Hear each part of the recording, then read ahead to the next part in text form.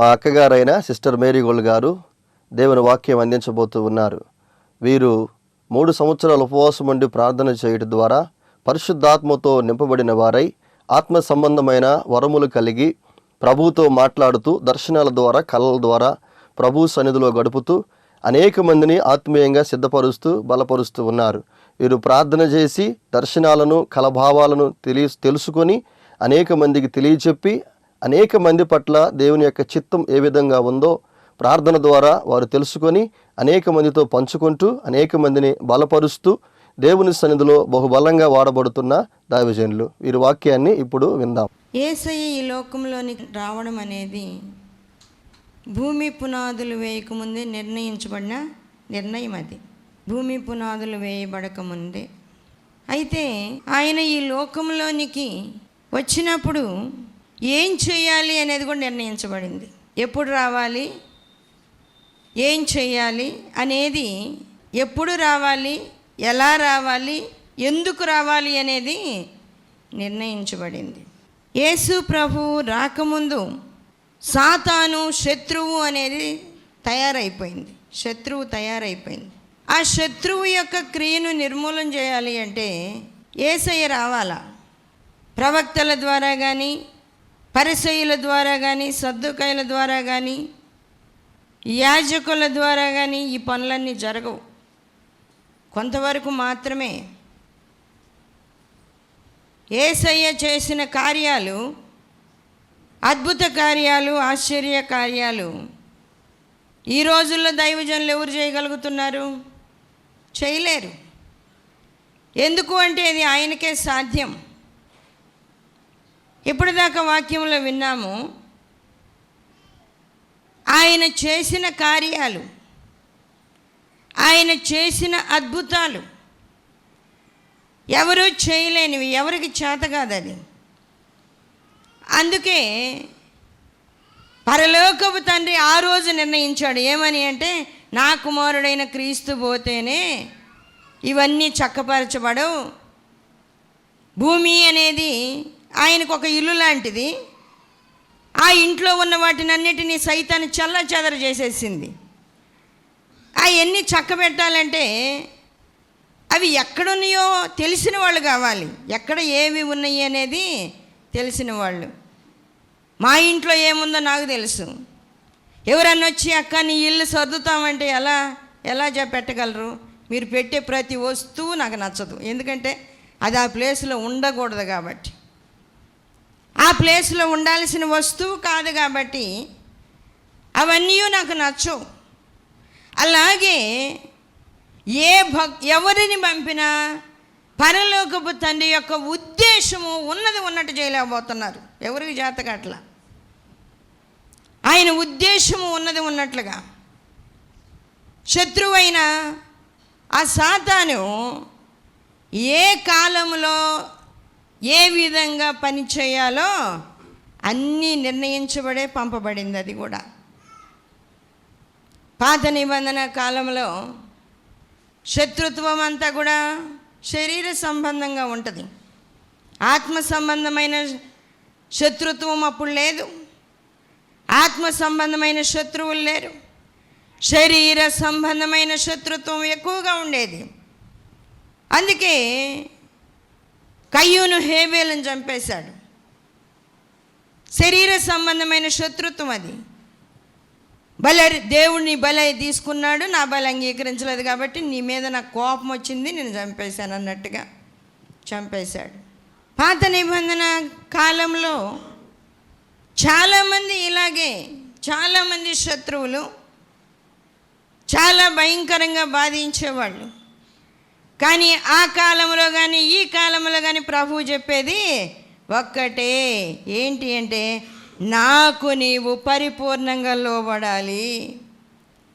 నాకు నీవు పరిపూర్ణంగా లోబడాలి, పరిపూర్ణంగా ప్రార్థన చేయాలి, పరిపూర్ణంగా దేవుని మాటకు విధేయత కలిగి ఆయనను నీవు ఆనుకొని ఉంటేనే అప్పుడైనా ఇప్పుడైనా ఈ కార్యాలు జరుగుతాయి. అప్పుడైనా ఇప్పుడైనా రూల్ అయితే ఒకటే, కానీ పద్ధతులు, ఆ మనము అనుసరించవలసిన పద్ధతులు వేరుగా ఉండేవి. అనుసరించవలసిన పద్ధతులు వేరుగా ఉన్నా కూడా ఆ సమయంలో కూడా ప్రార్థన చేయాలి. వాక్య భాగాల్లో మనం చూస్తూ ఉంటే యెహోషువ గ్రంథం 7వ అధ్యాయము 4వ వచనంలో మనం చదివితే, ఆ పై వచనాల్లో చదివితే, ఇశ్రాయేలీలు హాయి పట్టణం మీదకి యుద్ధానికి వెళ్తారు. ఆ యుద్ధంలో భయంకరంగా ఓడిపోతారు. ఓడిపోయినప్పుడు యెహోషువ ఏమనుకోవాలి, ఇంకా కొంత బలగాన్ని సమకూర్చుకుందాం, ఇంకా కొంతమంది రాజులతో మనము ఆ ఒప్పందం వడంబడిక చేసుకుందాం, నీకు యుద్ధం వచ్చినప్పుడు నేను వస్తాను, నాకు యుద్ధం వచ్చినప్పుడు నువ్వు రావాలి అని పిలుచుకోవాలి. కానీ యెహోషువ ఎరిగింది ఏంటి? యెహోషువ తెలుసుకున్నది ఏంటి? యెహోషువకి ఉన్నది ఏంటి? వాక్య భాగంలో ఇప్పుడు మనం చూద్దాం. 6వ వచనము.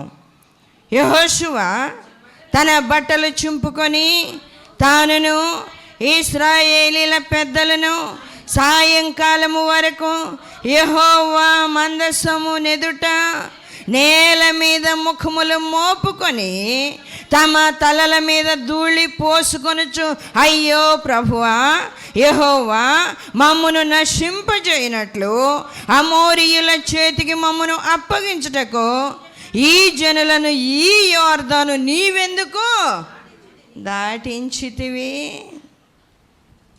అయ్యో ప్రభువా, ఈ శత్రువుల ఎదుట మమ్మల్ని నిలబడకుండా చేసే పని అయితే ఈ యొర్దాను దాటి మేము ఎందుకు వచ్చాము?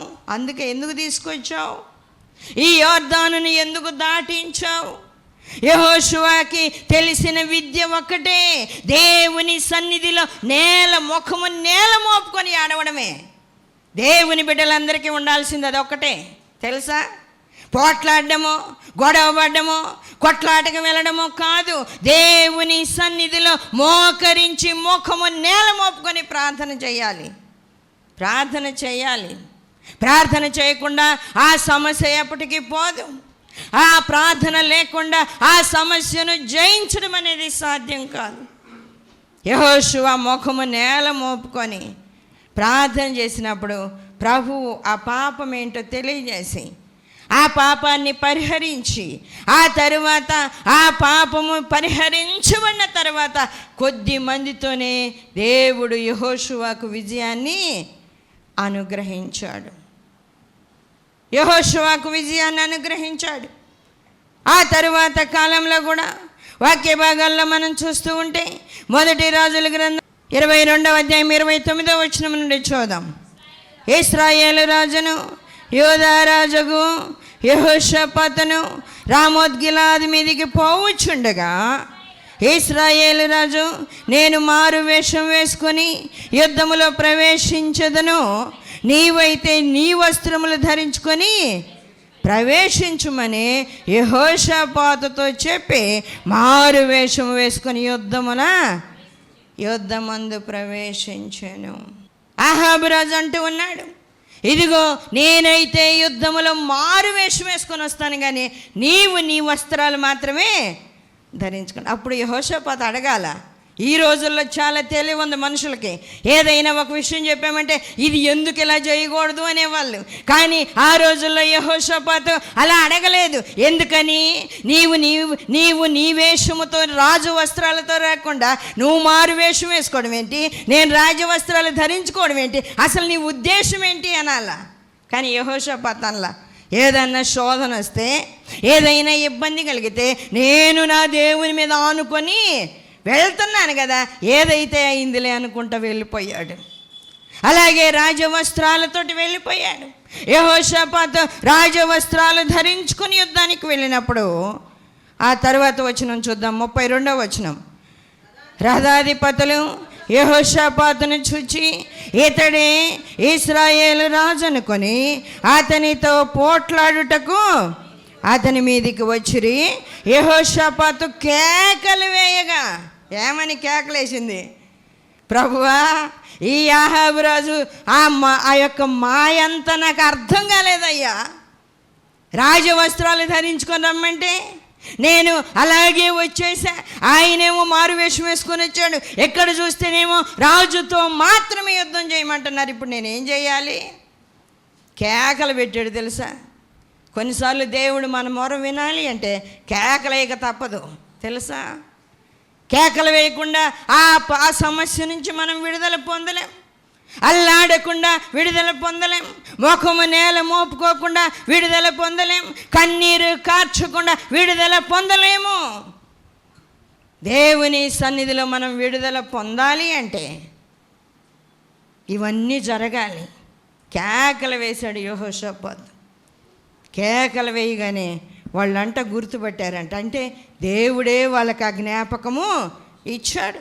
వాక్య భాగంలో మనం చూస్తూ ఉంటే యెహోషాపాతు కేకలు వేయగా రథాధిపతులు అతడు ఇశ్రాయేలు రాజు కానట్టు గుర్తుపట్టి అతని తరుముట మానివేసిరి. చూడండి ఎంత భయంకరమైన పరిస్థితుల్లో, ఎంత భయంకరమైన పరిస్థితులను వాళ్ళు ఎదుర్కొన్నారు. దేవుని సన్నిధిలో యెహోషాపాతు ఎంతో భయంకరమైన పరిస్థితిలో కేకలు వేసి దేవునికి మొరపెట్టాడు. యెహోషాపాతు కేకలు వేస్తే యెహోషువ ఏమో ముఖం నేల మోపుకొని తల మీద ధూళి పోసుకొని భయంకరంగా బాధపడుతూ ఏడుస్తూ ఉంటే దేవుడు వాళ్ళిద్దరికీ విజయాన్ని అనుగ్రహించాడు. వాళ్ళిద్దరికీ విజయాన్ని అనుగ్రహించాడు. దావీదు దేవుని ఆత్మచేత అభిషేకించబడి రాజుగా సమూయేలు ద్వారా అభిషేకించబడిన తరువాత దురాత్మ ఆకాశము నుండి దేవుని యొద్ద నుండి దురాత్మ వచ్చి సౌలును పట్టింది తెలుసా. దేవుని యొద్ద నుంచి దురాత్మ వచ్చింది. ఎన్నోసార్లు మనం వాక్యంలో విన్నాం. ప్రతి మనిషిని ఏదో ఒక ఆత్మ అయితే ఖచ్చితంగా నడిపించాలి. అది దేవుని ఆత్మ, దురాత్మ. దేవుని ఆత్మని నీలో నిలుపుకోలేకపోతే దేవుని ఆత్మ వెళ్ళిపోతుంది. దేవుని ఆత్మ వెళ్ళిపోయింది అంటే ఆ హృదయంలోనికి ఖచ్చితంగా దురాత్మ వచ్చేస్తుంది. దేవుని యొద్ద నుండి దురాత్మ వచ్చేసింది. దేవుని యొద్ద నుండి దురాత్మ వచ్చిన తర్వాత ఏం జరుగుతుంది? వాక్య భాగాల్లో మనం చూస్తూ ఉంటే గొల్యాతు మీదకి యుద్ధానికి వెళ్ళడం, గొల్యాతు విషయంలో దావీదు ఉన్నతంగా దేవుని నామాన్ని పైకెత్తి పట్టుకొని వెళ్ళి గొల్యాతుతో పోరాడడం, విజయాన్ని పొందడం, ఇవన్నీ జరిగినాయి. ఇవన్నీ జరిగైపోయిన తర్వాత సౌలు దావీదు మీద విషపు చూపు నిలిపాడంట. సౌలు దావీదు మీద విషపు చూపు నిలిపాడు. వాక్య భాగంలో మనం చూస్తూ ఉంటే వాక్య భాగంలో రాయబడుతూ ఉంది. మొదటి సమూయేలు గ్రంథం 18వ అధ్యాయం 10వ వచనంలో, మరునాడు దేవుని యొద్ద నుండి దురాత్మ సౌలు మీదికి బలముగా వచ్చినందున అతడు ఇంటిలో ప్రవచించుచుండగా దావీదు మునుపటిలాగున వీణ చేత పట్టుకొని వాయించెను. ఒకప్పుడు సౌలు చేతిలో ఒక ఈటె ఉండగా దావీదుని పొడిచి గోడకు బిగించుదననుకొని సౌలు ఆ ఈటెను విసిరాడంట. ఎన్నిసార్లు తరుముతూనే ఉన్నాడు. సౌలు దావీదును తరుముతున్నాడు, చంపేయాలని చాలాసార్లు చూశాడు. కానీ దావీదుకి ఒక దినాన సౌలు దొరికినా కూడా దావీదు సౌలుని చంపకుండా దావీదు గొల్యాతు విషయంలో మాట్లాడినట్టు మాట్లాడుతున్నాడు తెలుసా.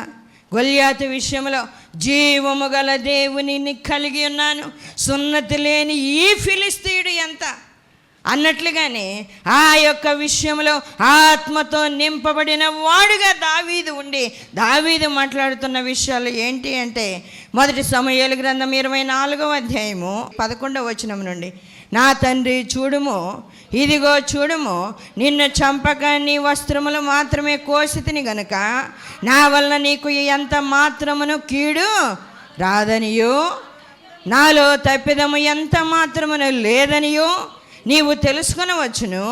నీ విషయమై నేను ఏ పాపమును చేయని వాడనై ఉండగా నీవు నా ప్రాణము తీయవలనని నన్ను తరుముచున్నావు. నీకును నాకును మధ్య యెహోవా న్యాయము తీర్చును. యెహోవా నా విషయమై పగ తీర్చునుగాక, నేను నిన్ను చంపను. చూడండి, యెహోవా నా విషయమై పగ తీరుస్తాడు, నేను మాత్రం నిన్ను చంపను, నేను ఏమాత్రం నిన్ను చంపను. అంతేకాకుండా ఆయన అంటున్నాడు, పూర్వీకులు సామ్యము చెప్పినట్లు దుష్టుల చేతనే దౌష్ట్యము పుట్టును కానీ నేను నిన్ను చంపను. నువ్వు దుష్టుడివైతే నీ ద్వారానే దౌష్ట్యం వస్తుంది, నువ్వు దుష్టుడివైతే నీ ద్వారానే ఇలాంటివి సంభవిస్తాయి, కానీ నేను మాత్రం నిన్ను చంపను, నేను మాత్రం నిన్ను చంపను అనగానే అప్పుడు మళ్ళీ ఏడుస్తాడు సౌలు. కానీ ఆ కక్ష మాత్రము మానుకోల. ఎందుకు అలా వస్తుంది? పాతకాలం నుంచి, స్టార్టింగ్ దినాల నుంచి శత్రుత్వము అనేది వస్తూ ఉంది. ప్రతి మనిషికి శత్రువులు ఖచ్చితంగా ఉంటారు. తెలుసా? శత్రువు లేని మనిషి ఎవరైనా ఉన్నారా? అడుక్కునేవాడికి కూడా శత్రువులు ఉన్నారు. తెలుసా? అడుక్కునేవాడికి కూడా శత్రువులు ఉన్నారు, ధనవంతులకు శత్రువులు ఉన్నారు, పేదలకు శత్రువులు ఉన్నారు, పనులు చేసుకునే వాళ్ళకి శత్రువులు ఉన్నారు, ఏ స్థాయిలో ఉన్న వాళ్ళకి ఆ స్థాయిలో శత్రువులు ఉన్నారు. కానీ ఆ శత్రువులను ప్రార్థనతో జయించుకోవాల్సిందే కానీ కక్షతో జయించడము అనేది చేయకూడదు, కక్షతో చేయకూడదు. దావీదులాగా ప్రార్థనతో దేవునికి అప్పగించాలి. దేవుడే నా పక్షంగా న్యాయం తీరుస్తాడు, పగ తీర్చుకుంటాడు, కానీ నేను మాత్రం నిన్ను చంపను, దేవునికే అప్పగిస్తున్నానని దావీదు అప్పగించేశాడు. దేవుని సన్నిధిలో మనం ఆలోచన చేయాలి. పాత నిబంధన కాలంలో శత్రువులు వస్తూ ఉన్నారు. శత్రువులు లేచినప్పుడు వాళ్ళని జయించడానికి ఎంత బలమున్నా, ఎంత బలగమున్నా దేవుని సహాయం ఖచ్చితంగా కావాలి. దేవుని సహాయం ఖచ్చితంగా కావాలి. వాక్య భాగాల్లో మనం చూస్తూ ఉంటే రాజుల గ్రంథాలలో కానీ యెషయా గ్రంథంలో కానీ రాయబడుతూ ఉంటుంది. యెషయా గ్రంథంలో మనం చూస్తూ ఉంటే 37వ అధ్యాయము, యెషయా 37వ అధ్యాయంలో అష్షూరు రాజు దూతలను పంపించి హిజ్కియాతో మాట్లాడుతూ ఉన్నాడు. ఏమని మాట్లాడుతూ ఉన్నాడు? వాక్య భాగంలో మనం చూస్తూ ఉంటే 10వ వచనంలో యూదా రాజుకు హిజ్కియా చేతికి అప్పగింపబడని, యెషయా గ్రంథం 37వ అధ్యాయము 10వ వచనము, యూదా రాజుకు హిజ్కియాతో ఎలాగూ చెప్పుడి, యెరూషలేము అష్షూరు రాజు చేతికి అప్పగింపబడదని చెప్పి నీవు నమ్ముకొని ఉన్న నీ దేవుని చేత మోసపోకము. ఏందంట? దేవుని చేత. ఎవరైనా మోసపోయారా? ఏమనకపోతే బాగుండదని అంటారు దేవుణ్ణి, అంతేగాని మోసపోయినోడు ఎవడో లేడు. నాకు తెలిసి దేవునితో మోసపోయినోడు, దేవుని చేత మోసం చేయబడ్డవాడు ఎవడో లేడు. దేవుడు ప్రేమ కలిగిన దేవుడు.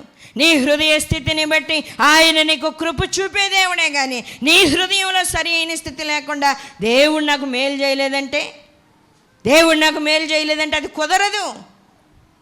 అష్షూరు రాజు దేవుని పేరట నీవు చేయుచున్న కార్యాలను నువ్వు నమ్ముకున్న దేవుడు ఏమాత్రం నీకు ప్రయోజనము కాదు అని చెప్తున్నాడంట. మోసపోబాక నీ దేవుని వలన, నువ్వు నీ దేవుని వలన మోసపోబాక. నేను ఎన్నో పట్టణాలకు వెళ్ళాను, ఎన్నో దేశాల మీదకి వెళ్ళాను, వాళ్ళ దేవుళ్ళ వల్ల వాళ్ళు జయించలేదు, నేనే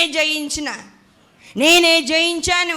ఇదిగో యెరూషలేమును కూడా నేను జయిస్తాను, మీ దేవుడు కూడా ఏం చేయలేడని కేకలేశాడంట. హిజ్కియా ఏం చేశాడు తెలుసా? ఏం చేశాడు? డైరెక్ట్గా యుద్ధానికి వెళ్ళలా, సహాయము కోసం దేవుని కాడికి వెళ్ళాడు, సహాయము కోసం దేవుని దగ్గరికి వెళ్ళాడు.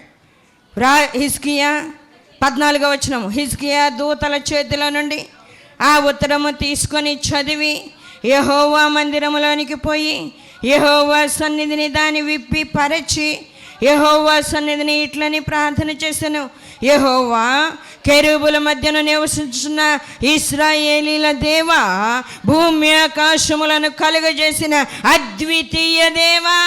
వాళ్ళు అనేది ఏంటి? నినివే పట్టణానికి ఇవ్వమంటే తర్షీషుకు పోతా.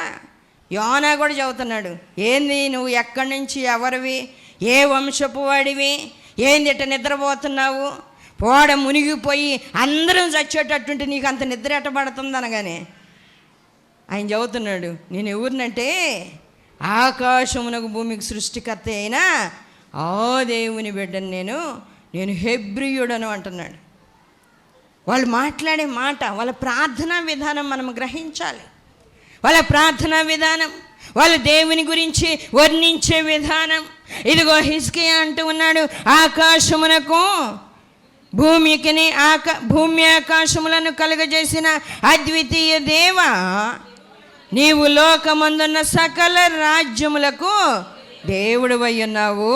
సైన్యములకు అధిపత్యకు యెహోవా చెవియొగ్గి ఆలకించుము, యెహోవా కన్నులు తెరిచి దృష్టించుము. చూడయ్యా, నువ్వు పట్టి పట్టినట్టు ఉండబాకయ్యా, నువ్వు చూడయ్యా. చాలామంది దేవుని దూషిస్తూ ఉంటే, భయంకరంగా మాట్లాడుతుంటే ప్రభు పట్టించుకోవట్లే. ఇప్పుడు ఎందుకు అంటే ఒక దినం ఉంది, ఆ దినాన్ని చూద్దాం అనుకున్నాడు ఆయన. ఆ దినాన వాళ్ళ గురించి చర్య తీసుకుంటాను, ఆ రోజు ఏం చేయాలో చేస్తాను అనుకొని ఆయన అప్పటి వరకు వాళ్ళని వదిలేశాడు. అందువలన వాళ్ళకి ఏ ఇబ్బంది రావడం వల్ల. కానీ హిజ్కియా అంటున్నాడు, నీవు దృష్టించి చూడు ప్రభువా, భూమి ఆకాశములను సృజించిన దేవా, ఒక్కసారి నీవు దృష్టించి చూడు. వాళ్ళు చేయిచున్న, వాళ్ళు మాట్లాడుతున్న మాటలు విను ప్రభు అని అంటూ ఉన్నాడు. వాక్య భాగంలో 18వ వచనము, యెహోవా అష్షూరు రాజులు ఆ జనములను వారి దేశములను పాడు చేసి వారి దేవతలను అగ్నిలో వేసింది నిజమే. ఆ రాజ్యముల దేవతలు నిజమైన దేవుడు కాక మనుషులతో చేయబడిన కర్రలు రాళ్ళు కానీ దేవతలు కావు గనుక వారిని నిర్మూలన చేసిరి. యెహోవా, లోకమందున్న నీవే నిజముగా, నీవే అద్వితీయ దేవుడమైన యెహోవావని సమస్త జనులు తెలుసుకున్నట్లు అతని చేతిలో నుండి మమ్మను రక్షించుము అని ప్రార్థన చేశాడు. దేవుని దగ్గరికి వెళ్ళి ప్రార్థన చేశాడు. యెహోవా మందిరంలోనికి వెళ్ళి ప్రార్థన చేశాడు. యెహోషువకు శోధన వచ్చినప్పుడు మందసం ఎదుటికి పోయి ముఖము నేల మోపుకొని తల మీద ధూళి పోసుకొని దేవుని సన్నిధిలో మొరపెట్టాడు. హిజ్కియాకి శ్రమ వచ్చినప్పుడు, హిజ్కియా మీదకి శత్రువులు వచ్చినప్పుడు హిజ్కియా మందిరంలోనికి వెళ్ళి ఆ ఉత్తరాన్ని విప్పి పరిచి ప్రార్థన చేస్తున్నాడు. ప్రార్థన చేస్తున్నప్పుడు ప్రభువు జవాబిస్తూ ఉన్నాడు. 21వ వచనం, అంతటా ఆమోజు కుమారుడైన యెషయా హిజ్కియా యొద్దకు ఈ వర్తమానం పంపెను, ఇశ్రాయేలీయుల దేవుడకు యెహోవా సెలవిచ్చినదేమనగా, అష్షూరు రాజైన సన్హెరీబు విషయమందు నీవు నా ఎదుట ప్రార్థన చేసితివే, అతని గూర్చి యెహోవా సెలవిచ్చుమాట ఏదనగా, సియోను కుమారి అయిన కన్యక నిన్ను దూషణ చేయుచున్నది. ప్రభు ఇక ఆయన మాట్లాడడం మొదలు పెడితే ఎవరికి ఇంకా నోరు రాదు. ఆయన మాట్లాడడం ప్రారంభిస్తే ఎవరు ఇంకా జవాబు చెప్పడానికి కూడా ప్రయత్నం కూడా చేయరు. ఆయన అన్నీ మాట్లాడుతూ ఆయన అంటూ ఉన్నాడు. వాక్య భాగంలో మనం చూస్తూ ఉంటే 28, 29 వచనాలు, నీవు కూర్చుండుటయు బయలు వెళ్ళుటయు లోపలికి వచ్చుటయు నా మీద 1000 రంకెలను నాకు తెలిసి ఉన్నవి. నా మీద నీవు 1000 రంకెలను నీవు చేసిన కలహమును నా చెవులలో జొచ్చును, నా గాలము నీ ముక్కునకు తగిలించదును, నా కళ్ళము నీ నోటిలో పెట్టి నిన్ను మళ్ళించదును, నీవు వచ్చిన మార్గముననే నిన్ను మళ్ళించదును అని చెప్పాడంట. నేను వచ్చిన మార్గాన్ని మళ్ళిస్తానని. ఆ తర్వాత ప్రభు అంటున్నాడు, నువ్వేం యుద్ధం చేయొద్దు, ఒక వదంతి పుట్టిస్తాను, ఆ వదంతి ద్వారా అతడు తిరిగి తన దేశానికి వెళ్ళిపోతాడు, అక్కడ తన దేశంలో అతడు చనిపోతాడు, నువ్వు భయపడాల్సిన అవసరం లేదు. హిజ్కియాతో ప్రభు అంటూ ఉన్నాడు, నీవు భయపడాల్సిన అవసరం లేదు. శత్రువులు మన మీదకి వచ్చినా దేవుని సన్నిధికి రావాలి, దేవుని సన్నిధిలో మోకరించి ప్రార్థన చేయాలి, దేవునికి మన హృదయాన్ని కృమ్మరించాలి. ఆరోగ్యం బాగలేకపోయినా హిజ్కియాలాగా ప్రార్థన చేయాలి. దేవుని దగ్గర నుంచి ఏదైనా శాపకరమైన వార్త మనకు దేవుడు వినిపింపు చేస్తే దానికోసం మనం ప్రార్థనే చేయాలి. అన్నిటికీ ప్రార్థన చేయాలా, అన్నిటికీ ప్రార్థన చేయాలి. ఒక సహోదరి, ఇదిగో ఇంత సమస్య వచ్చింది కదా, మేరీగోల్డ్ సిస్టర్ గారికి ఫోన్ చేస్తే ప్రార్థన చేస్తారు కదా, పోతుంది కదా అని అంటే ఆమె అంటుందంట, మేరీగోల్డ్ సిస్టర్కి చెబితే ఏం చెబుతుంది? ప్రార్థన చేయి, నువ్వు ప్రార్థన చేయి, నేను చేస్తానంటది. అంతేగాని నేను చేస్తానులే అంద కదా. అంటే మనం చెయ్యాలా? వాళ్ళు చెయ్యరు, వాళ్ళు చేయకూడదు. వాళ్ళు చేయకుండా, వాళ్ళు తగ్గించుకోకుండా, వాళ్ళు దీనత్వముతో ఉండకుండా దేవుడు వాళ్ళకి ఎలా కృప చూపుతారు? ప్రభు వచ్చినప్పుడు అంటున్నాడు, ఇదిగో ఏ ఇంటికైనా మీరు వెళ్ళినప్పుడు, ఏ ఇంటికైనా వెళ్ళినప్పుడు మీరు మీ పాదముల ధూళి దులిపివేయండి. దులిపివేసినప్పుడు ఆ ఇంటి వాళ్ళు సరైన వాళ్ళు కాకపోతే ఆ దీవెన మీకు వచ్చేస్తుంది, ఆ సమాధానం మీకు వచ్చేస్తుంది. నేను చేసినా కూడా మీరు సరైన వాళ్ళు కాకపోతే నా ప్రార్థన నాకే వస్తుంది, అడిగిపోతే నా ప్రార్థన అంతా వచ్చి మళ్ళీ నాలో జమ అయిపోతుంది, నాలోనే ఎక్కువైపోతుంది, నాలోనే మిగిలిపోతుంది. ఆ ప్రార్థన మీరు తీసుకోగలిగిన సామర్థ్యం మీలో ఉండాలి. అలాంటి ప్రార్థన, అలాంటి పట్టుదల మీలో ఉంటే దైవజనులు చేసే ప్రార్థన మీకు వస్తుంది, దైవజనులు చేసే ప్రార్థన మీకు సపోర్ట్ ఇస్తుంది. అందుకే ఆత్మ సంబంధులమై ఉండి ప్రార్థన చేయాలి. ఏ సమస్య వచ్చినా ప్రార్థన చేయాలి. హిజ్కియా ప్రార్థన చేసినప్పుడు ఇశ్రాయేలీలందరికీ రక్షణ వచ్చింది. యెహోషువ ప్రార్థన చేసినప్పుడు ఇశ్రాయేలీలకు అందరికీ రక్షణ వచ్చింది. మోషే ప్రార్థన చేసినప్పుడు ఇశ్రాయేలీలందరికీ రక్షణ వచ్చింది. దేవుని బిడ్డలందరికీ రక్షణ రావాలి అంటే, శోధనలన్నీ జయించగలగాలి అంటే వాళ్ళ ముందున్న వాళ్ళు ప్రార్థన చేయాలా, వాళ్ళ వెనకాల వాళ్ళు కూడా ప్రార్థన చేయాలి. దేవుడు ఈ మాటలు దీవించిన గాక. ప్రార్థన చేసుకుందాం. చేయండి, అందరూ ప్రార్థన చేయండి. కృపగలిగిన దేవా, సర్వాధికారి అయిన తండ్రి, మీకే వందనాలు, స్తుతులు, స్తోత్రాలు, స్తోత్రాలు, స్తోత్రాలు, స్తోత్రాలు, స్తోత్రాలు. నైనా ఎంత మంచి దేవుడవు, ఎంత గొప్ప తండ్రివి, ప్రియాతి ప్రియమైన దేవుడవు ప్రభా.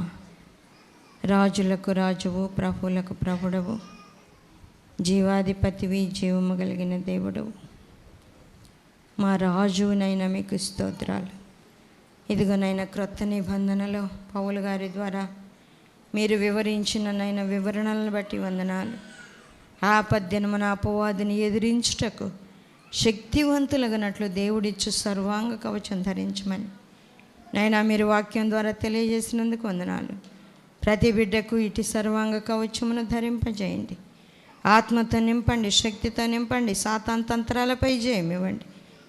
బిడ్డలందరినీ మీ హస్తాలకు అప్పగించుకుంటూ ఉండగా మీరే కృప చూపి మహిమ, ఘనత, ప్రభావాలు తెచ్చుకోమని మీ సన్నిధి తోడుగుంచమని యేసయ్య అతి పరిశుద్ధ నామములో అడుగుచున్నాను తండ్రి, ఆమేన్.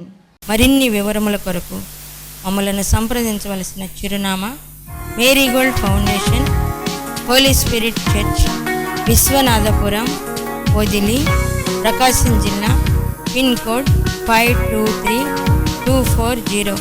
మా ఫోన్ నెంబర్స్ 8500084841, మరి ఒక ఫోన్ నెంబర్ 8500084842.